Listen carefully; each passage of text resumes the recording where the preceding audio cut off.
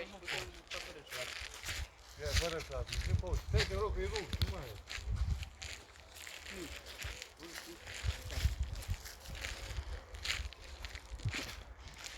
Adidas. Man, luăm Adidas și venim înapoi. Dimineața la 7. Nu văd la munte. Mai vin o dată înapoi, dar trebuie să aduc ce face autul meu. Da? Să se sulcă aici.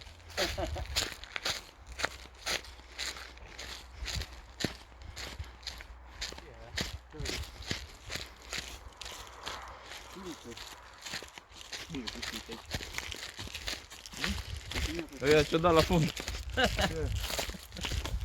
O dat la fundul pescuit. Cu dat de aici până în lac.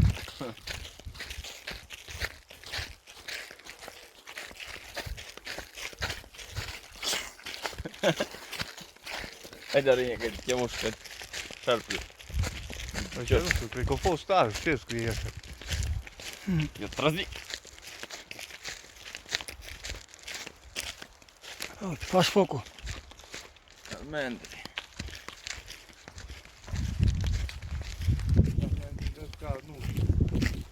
Ca lunile de pădure.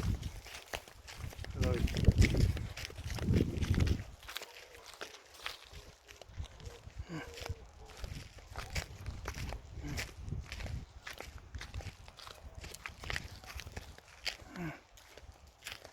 Vezi?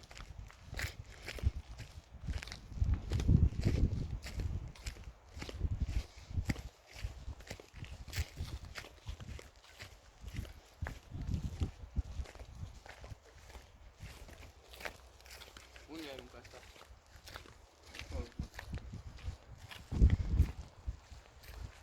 Și dacă mergem mai încolo, Ia, vezi acolo, cred că au fost căți de alea. hai să mergem până acolo să vedem. Câți de ele așa în pământ, cum erau mai înainte, nu? Unde? Cred că e acolo, ni. Oare? Mergem până acolo să le vedem. N-ai cum să ajungi acolo, că e pe partea altă de lac. Păi ne apropiem, numai o țură.